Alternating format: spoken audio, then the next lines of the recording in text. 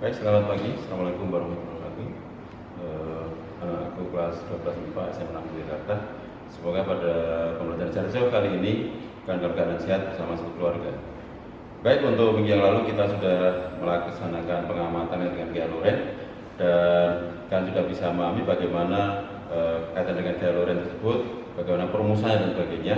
Nah, sekarang kita terapkan seandainya gaya Loren itu langsung pada dua kawat sejajar yang berarus. Jadi kalau pada dua kawat berarus dan sejajar. Bila ada dua pengantar lurus berarus keduanya sejajar, di gambar berikut ini. Jadi di sini ada pengantar satu di aliran I1, pengantar dua di aliran I2. Jaraknya keduanya A. Maka secara logika bahwa ini nanti kalau berarus akan menimbulkan medan magnet yang itu mempengaruhi pengantar kedua. Dengan juga pengantar kedua membuat medan magnet yang mempengaruhi pengantar pertama. Baik. Sekarang kita lihat juga ini arahnya belum kita lihat arahnya, maka kita lihat untuk kita analisis dari gambar tersebut bisa terjadi seperti ini. Ini untuk gambar yang kiri itu kalau arahnya I1, I2 itu searah. Sedang pada gambar kedua I1 ke atas, I2 ke bawah, berarti berlawanan arah. Nah, kita analisis. Maka di sini untuk pengantar pertama ini kedua medan magnet sesuai dengan aturan tangan kanan adalah berputar berarah jarum jam. Ini begini. Sehingga di sini akan masuk. Sedang pengantar kedua kedua medan magnet di sini adalah keluar. Jadi medan magnet pertama itu masuk di pengantar kedua. Medan magnet kedua itu posisinya keluar saat berada mengenai pengantar yang pertama. Kemudian kalau arusnya berlawanan arah, maka pengantar pertama medan magnetnya adalah berlawanan arah jarum jam di sana. Kemudian yang pengantar kedua medan magnet yang searah jarum jam.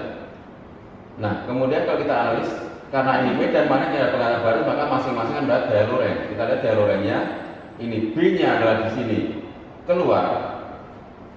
Jadi B-nya keluar, I-nya ke atas. Maka gaya Lorennya adalah ke sana mengantarnya. Dan juga di sini B-nya adalah masuk bidang gambar, harusnya ke atas, maka gambarnya ke sini. Sebaliknya di sana.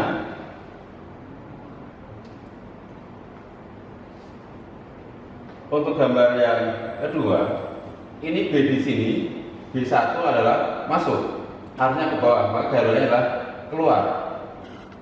Sedang dari pengantar kedua, medan magnet di sini adalah masuk, arahnya ke atas, maka ini gambarnya adalah keluar juga.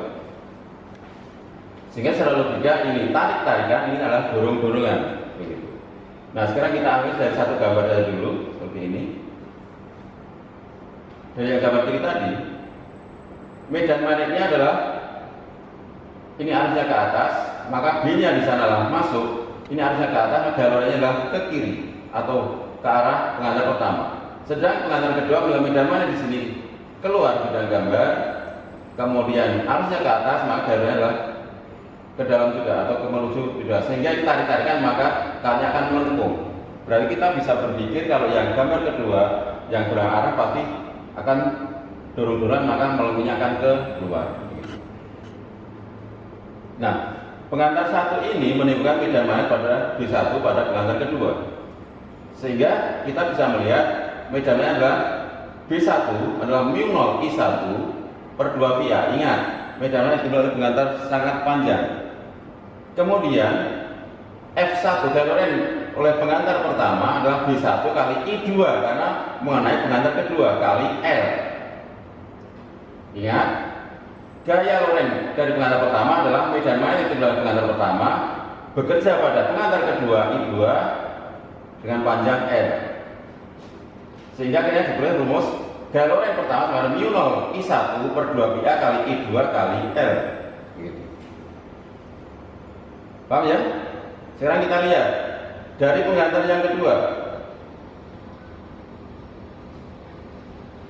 Dari pengantar kedua ini kita bisa melihat bahwa pengantar 2 dengan medan magnet B1 yang memiliki gaya Loren pada pengantar 1. Ingat, B1 nya adalah keluar, arahnya ke atas. B keluar, arusnya ke atas, sehingga gaya lorentnya adalah ke sini. Sehingga B2-nya mu 0 I2, sini mu 0 I2 per 2 VA, jalannya tadi A. Kemudian gaya lorentz kedua dari pengantar kedua adalah medan magnet dari pengantar kedua kalikan I1 atau kekuatan pada pengantar pertama kalikan L-nya. Sehingga diperoleh bahwa F2 adalah mu 0 I2 kali I1 kali L per 2 VA. Kalau tadi F1 adalah mu 0 I1 per 2 VA kali I2 kali L, kalau di sini mu 0 I2 per 2 VA kali I1 kali L. Akhirnya apa?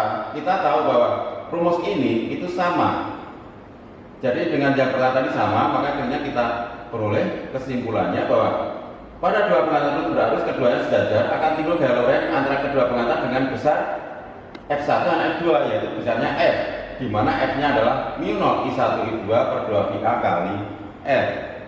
Inilah rumusnya. Silakan dipahami, diingat-ingat.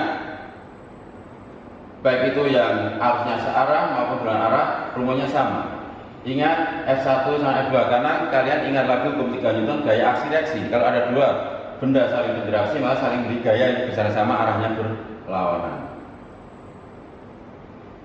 Nah sekarang kita lanjutkan pada bagian yang berikutnya, yaitu gaya lorentz sekarang pada muatan listrik yang bergerak. Jadi gaya lorentz yang bergerak pada muatan listrik yang bergerak. Artinya kalau ada muatan listrik berada dalam medan magnet, berarti ada gaya magnet. Nah besarnya bagaimana? Seperti yang saya katakan, bisa kita analisis seperti ini. Bahwa persamaan adalah F sama B kali I kali L sin alfa. Dan kita tahu saat kalian belajar listrik dinamis, kekuatan adalah muatan per waktu. Sehingga kalau ini kita substitusi ke I di sana, maka ini diberi rumus F sama B kali I per T kali L kali sin alfa. Ingat, L adalah panjang atau jarak per waktu. Bisa panjang, bisa jarak. Ingat, L per T berarti sama dengan V, vektор kecepatan. Sehingga akhirnya diberi rumusnya seperti ini. Jadi F sama dengan B Q kali V kali sin alfa. Jadi B kali Q kali V kali sin alfa. Ingat, Q dan V tadi muncul dari apa? I, yaitu Q per T, V adalah dari L per T sin alfa. Ini adalah rumusnya. Nah, bila arah gerak muatan V terus arah medan magnet B, maka rumusnya F sama B Q V. Karena tegak lurus berarti alfanya 90 derajat, 90 adalah 1, maka rumusnya jadi ini. Pahami ya? Nah, berikutnya, bagaimana arah gaya lorentz pada muatan bergerak? Nah, arah gaya lorentz pada muatan bergerak tetap kita mengikuti aturan tangan kanan.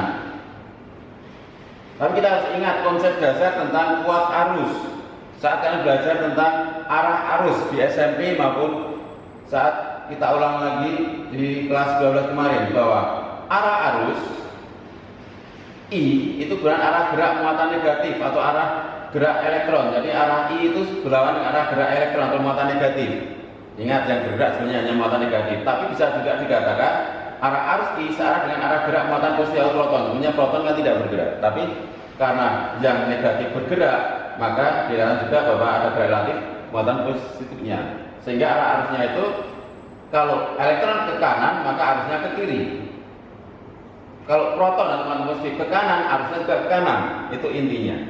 Jadi arah arus berlawanan dengan arah gerak muatan negatif elektron, dan arah arus searah dengan arah gerak muatan positif atau proton. Nah, daripada kita menggunakan aturan tangan kiri kalau itu muatan negatif, antara muatan positif, kita daripada menggunakan teori yang baru, maka kita gunakan tetap satu konsep saja yang sama, aturan tangan kanan. Kita gunakan hubungan antara B dengan I, di mana I-nya yang kita tekankan sambil kita mengingat konsep arah arus. Baik. Nah, bagaimana bentuk lintasan muatan bergerak yang berada gaya lorentz? Nah, bagaimana lintasannya? Nah, bila arah gerak I atau arah gerak muatan dan arah B-nya segaris atau alfanya 0 derajat, maka lintasan muatan itu lurus atau linier. Karena ingat, F-nya B IL sin alfa, alfanya 0 derajat, sin alfa 0, maka F-nya 0. Berarti muatan tidak ada gaya Lorentz. Berarti bergeraknya tetap lurus sesuai lintasannya. Kalau kemudian alfanya lebih dari 0 derajat tapi kurang dari 90 derajat, maka kita akan berbentuk pegas atau spiral. Jadi akan berputar-putar begitu. Baik, seperti pegas. Bagaimana kalau alfanya sama dengan 9 derajat atau muatan itu bergerak dengan kecepatan tegak lurus arah medan magnetnya, maka kita muatan berbentuk lingkaran. Ini kuncinya.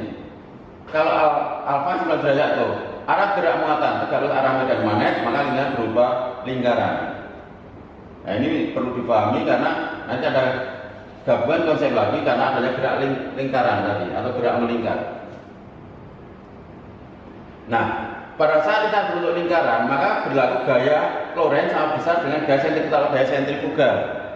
Ini selalu ya, kalian harus ingat bahwa setiap ada benda bergerak melingkar, maka gaya penggerak di situ besar sama dengan gaya sentrifugal.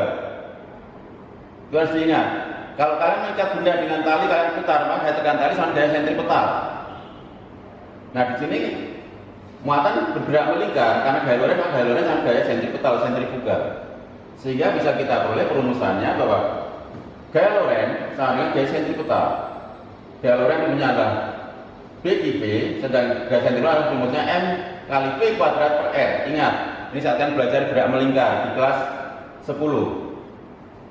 Sehingga dari sini kita bisa melihat bahwa jari-jari lintasan muatan saat masuk medan magnet tengah tegak lurus itu jari-jarinya adalah mengenai rumus R sama M kali V per BI. Atau ini bisa ditanyakan kecepatannya kalau R-nya sama dan sebagainya, karena massa muatan medan magnet itu biasanya tidak berapa, tinggal jari-jari lintasan juga kecepatan gerak muatannya. Ini silakan dipahami. Ini yang sering muncul nanti di soal baik ujian maupun di tes masuk perguruan tinggi.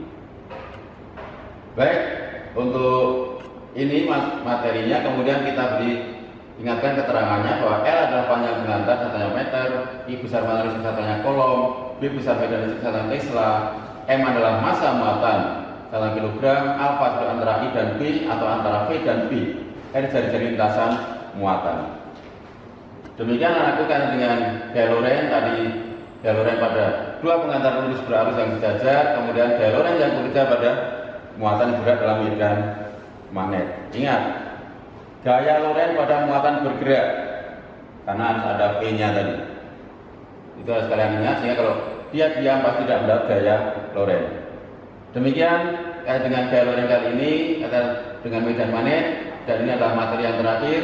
Silakan dipelajari sampai nanti kita penilaian harian. Demikian, selamat pagi. Assalamualaikum warahmatullahi wabarakatuh.